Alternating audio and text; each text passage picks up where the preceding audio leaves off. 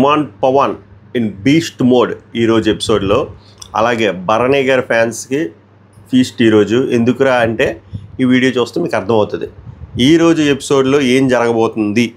Third టాస్క్లో ఎవరు first, ఎవరు సెకండ్, ఎవరు థర్డ్, ఫోర్త్, ఫిఫ్త్. అలాగే ఫోర్త్ టాస్క్లో ఎవరు గెలిచారు, ఎవరు ఫస్ట్, ఎవరు సెకండ్, ఎవరు థర్డ్, ఫోర్త్, ఫిఫ్త్. ఓవరాల్గా 4 టాస్క్లు అయ్యేసరికి స్కోర్ బోర్డ్ పరిస్థితి ఏంటి, డిమాండ్ పవన్ వాళ్ళ టీం ఎంత ఉంది, భరణి వాళ్ళ టీం ఎంత ఉంది, కళ్యాణ్ వాళ్ళ టీం ఎంత ఉంది, శ్రీజ వాళ్ళ టీం ఎంత ఉంది, సంజన గారి టీం ఎలా ఉంది, అసలు టాస్క్లు ఎలా డిజైన్ చేశారు, ఈ 4 టాస్కులతో ఉందా లేకపోతే తర్వాత టాస్క్లు ఏమైనా ఉన్నాయా, ఇలాంటి ఇంత దరిద్ర ఇలాంటి అప్డేట్లన్నీ ఈ వీడియోలో మనం కవర్ చేయబోతున్నాం. ముందుగానే మళ్ళీ చెప్తున్నా, డిస్క్లైమరు, ఈరోజు ఏం జరగబోతుందో ఆల్మోస్ట్ ఇలానే జరగబోతుంది. సో లీకులు కావాలన్న వాళ్ళు హ్యాపీగా చూడండి, లీకులు వద్దు అనుకున్న వాళ్ళు డిస్క్లైమర్ మళ్ళీ చెప్తున్నాను, ఈ వీడియోని డిస్మిస్ చేయండిరా, స్కిప్ చేయండి, ఓకేనా. సో మొదలు పెడదామా. Welcome to my reviews. మేరా నామ్ పవన్ హే అండ్ వెల్కమ్ టు లీక్సా, సుచి లీక్స్ లాగా. ఓకే, సో ఈరోజు జరగబోయేది ఏంటో మనం మాట్లాడుకుందాం. లైక్ చేయండి, లైక్ చేస్తే మన ఛానల్ అలా పైకి వెళ్తుంది, లేదా అంటే అలానే ఉండిపోద్ది. ఎందుకంటే రికమెండేషన్స్లో పడట్లేదు పిల్లలు అంటే ఫీల్ అవుతున్నారు ఫ్రెండ్స్, రికమెండేషన్స్లో పడట్లేదు ఫ్రెండ్స్. సో లైక్ చేయండి, హైప్ చేయండి, సబ్స్క్రైబ్ చేయకపోతే సబ్స్క్రైబ్ చేయండి. My reviews official Instagram page డిస్క్రిప్షన్లో పెట్టాను, ఫాలో కొట్టండి. అక్కడ దీనికంటే ముందు ఇప్పుడు ఈ వీడియోలో చెప్పబోయేదంతా నేను అక్కడ పెట్టేశాను, మీరు ఫాలో అయితే డేటా సేవ్ అవుతుంది కదా, అది మ్యాటర్. సో అది మొదలు పెడదాం. నిన్న టాస్క్ అయ్యేసరికి తెలుసు కదా, నేను మిడ్ నైట్ ముచ్చట్లు ఎందుకు చేయలేదంటే ఏం లేదు అక్కడ, ఏం లేకుండా ఏం చేస్తాం. సో ఓవరాల్గా టాస్క్ అయిపోయింది. బిగ్ బాస్ హట్ అయ్యాడు. బిగ్ బాస్ హట్ అయ్యి సంజన స్కోర్ ఒకటి వదిలేసి మిగిలిన వాళ్ళందరికీ హాఫ్ ఆఫ్ చేశారు. హాఫ్ ఆఫ్ చేసిన తర్వాత పరిస్థితి, ఫస్ట్లో డిమాండ్ పవన్ 50, సెకండ్ సంజన వాళ్ళ టీం 40, థర్డ్ భరణి 40, తర్వాత ఫోర్త్ పవన్ కళ్యాణ్ 30, ఫిఫ్త్ శ్రీజ 10 కదా. దాని తర్వాత ప్రోమో వచ్చింది. ఆ ప్రోమో మనకి టీవీ ఆడియన్స్కి కనబడుతుంది. అదో Bokadia task, paint task. So పెయింట్లు వేయాలి, లోపలికి వెళ్తారు, అక్కడ బొమ్మ చూస్తారు, ఇక్కడికి రావాలి, గీయాలంట. ఎత్తుకుపోయిందిరా బాబు అనుకున్నా. బట్ 4వ టాస్క్ వెయిట్ లిఫ్టింగ్ టాస్క్, దూల తీరిపోయే టాస్క్, డిమాండ్ పవన్ అరాచక్ హై బీస్ట్. ఫిజికల్ టాస్క్లో మళ్ళీ చెప్తున్నా, ఫిజికల్ టాస్క్లో డిమాండ్ పవన్ని ఈ సీజన్లో కొట్టేవాడు లేడు. మళ్ళీ ఇది స్టేట్మెంట్, ఒపీనియన్ కాదు. ఏమరా నిన్నటి డిమాండ్ పవన్ లేపుతున్నా అంటే స్కోప్ ఉన్నప్పుడు ఎవరినే లేపుతా. అక్కడ పాపం ఆ మనిషి స్కోప్ ఉన్నా కూడా ఏం పిఆర్ పెట్టుకున్నాడు ఏందో అన్నారు, కానీ ఏమీ లేవు. ఏమేమీ చేయలేని వాళ్ళు ఏవేవో బ్యాక్గ్రౌండ్ మ్యూజిక్ పెట్టి ఏవేవో రీల్ చేస్తున్నారు. డిమాండ్ పవన్ స్కోప్ ఉన్నా కూడా ఏందో అసలు నాకు ఆ మ్యాటర్ అర్థం కావట్లేదు. బట్ డిమాండ్ పవన్ ఎవరైతే ట్రూగా ఫాలో అవుతారో వాళ్ళ ఫ్యాన్స్కి వీస్ట్. ఎందుకు అంటే వెయిట్ లిఫ్టింగ్లో అరాచకే ఫస్ట్ పొజిషన్లో వచ్చాడు. సో మాట్లాడదాం, డీటెయిల్గా మాట్లాడదాం. సో 3వ టాస్క్ వచ్చేసరికి ఆ పెయింట్ టాస్క్ ఉంది కదా, లోపలికి వెళ్ళి బొమ్మ గీసేది, అది వచ్చేసరికి భరణి వాళ్ళ టీం గెలిచారు. సో విన్నర్ వచ్చి Bharani and Divya, second position Sanjana. Under dogs మళ్ళీ గెలిచారు. 3వది వచ్చేసరికి సుమన్ శెట్టి, శ్రీజ, వావ్. 4th వచ్చేసరికి రీతు, డిమాండ్ పవన్. 5th వచ్చేసరికి తనూజ, కళ్యాణ్. సో ఇక్కడ ఏమవుతుందో చెప్పండి పిల్లలు, దీని అవుట్కమ్ ఏంటి చెప్పండి. విన్నర్ కంటే ఒకరు హడావిడి చేస్తారు, ఎవరు గెస్ట్ చేశారు కదా, అదే జరిగింది. నాన్న. సో కూతురు ఏడిచారు, మొత్తం నేలంతా దొరిలేశారంట, ప్యాంపర్లంతా అయిపోయి. సో ఆ దరిద్రం మీరు చూడాల్సిందే. స్పోర్టివ్ స్పిరిట్ లేదు, విన్ అయ్యే క్వాలిటీ లేవు, విన్ అవ్వాలా ట్రై చేయం, అయితే బెగ్గింగ్, లేకపోతే నానాలు, ఓడిపోతే అస్సలు తీసుకోవు. ఇలా అయితే ఎలాంటివి మీరు విన్ అవుతారు. మళ్ళీ ఓటింగ్ చూస్తే నెంబర్ 1, అది ఓటింగ్ అనాలిసిస్లో మాట్లాడదాం. కష్టం ధనుజ గారు ఇలా ఉంటే, స్పోర్టివ్ స్పిరిట్ ఉండాలి. సో ఇవి అయిపోయిన తర్వాత స్కోర్ బోర్డులు వచ్చేసరికి మొత్తం తారుమారు అయిపోతాయి ఆఫ్టర్ పెయింట్ టాస్క్.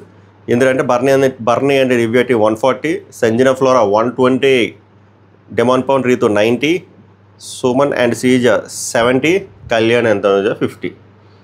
ఎందుకు ఇలా అయింది? మొత్తం నాలుగో రౌండ్ అయ్యి చెప్తే స్కోర్ బోర్డు.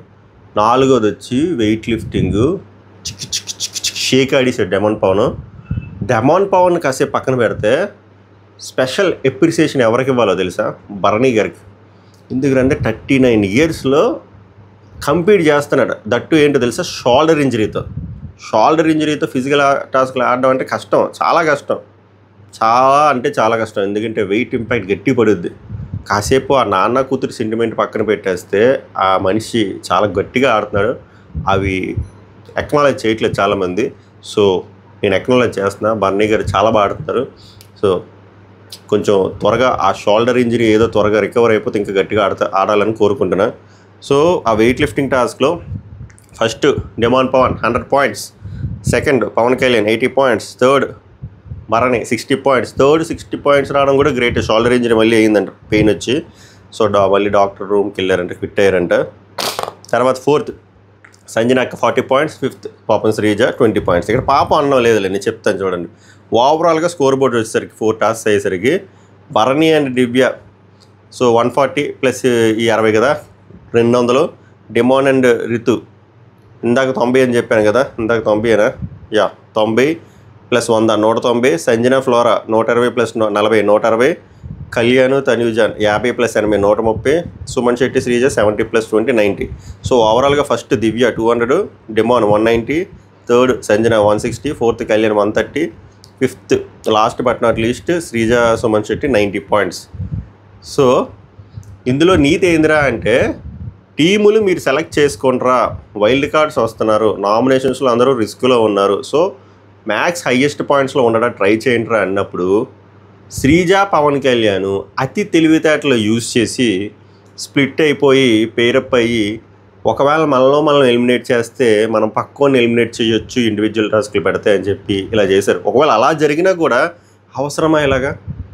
అలా కాకుండా ఇప్పుడు ఎవరైతే ఇప్పుడు డెమాన్ పవన్, రీతు, భరణి, దివ్య వీళ్ళు ఎలాగో స్మార్ట్ డెసిషన్ తీసుకున్నారో అలాగే శ్రీజ కూడా పవన్ కళ్యాణ్తో ఉండుంటే ఈ పాటలు ఉందినా శ్రీజకి, అండ్ పవన్ కళ్యాణ్ కూడా ఎక్కడో దగ్గర హెల్ప్ అవుతుంది కదా. సో అదే ఒక్కొక్కసారి చెయ్యి, అతి చేయక. సో వీళ్ళు అతి చేయడం వల్ల శ్రీజ టీము సంకన అయిపోయింది, పవన్ కళ్యాణ్ టీము సంకన అయిపోయింది. పర్ఫెక్ట్ డెసిషన్ ఇక్కడ ఎవరు తీసుకున్నారు? ఇద్దరే తీసుకున్నారు అనిపించింది. ఒకటే భరణి దివ్య మంచిగా దూసుకెళ్తున్నారు, 2 డెమాన్ పవన్ రీతు దూసుకెళ్తున్నారు. ఇప్పుడు కట్ చేస్తే 4 మ్యాచ్లు ఉంది, 4 గేమ్లు అయిపోయిన తర్వాత ఫస్ట్ దివ్య భరణి ఉన్నారు 200 పాయింట్లు. ఎందుకంటే పర్ఫెక్ట్గా సెలెక్ట్ చేసుకున్నారు వాళ్ళ పేరు. రెండోది వచ్చేసి డెమాన్ రీతు పర్ఫెక్ట్గా సెలెక్ట్ చేసుకున్నారు, 190 10 పాయింట్ల డిఫరెన్స్. అది ఇంకోటి మనం ఇందులో మెచ్చుకోవాల్సింది ఏంటంటే అండర్ డాగ్స్ ఎవ్వరూ వీళ్ళిద్దరినీ పాపం దేకలే మరీ దారుణం. అలాంటిది వాళ్ళు ఫైట్ చూడండి. సంజన ఫ్లోరా మూడో ప్లేస్ 160.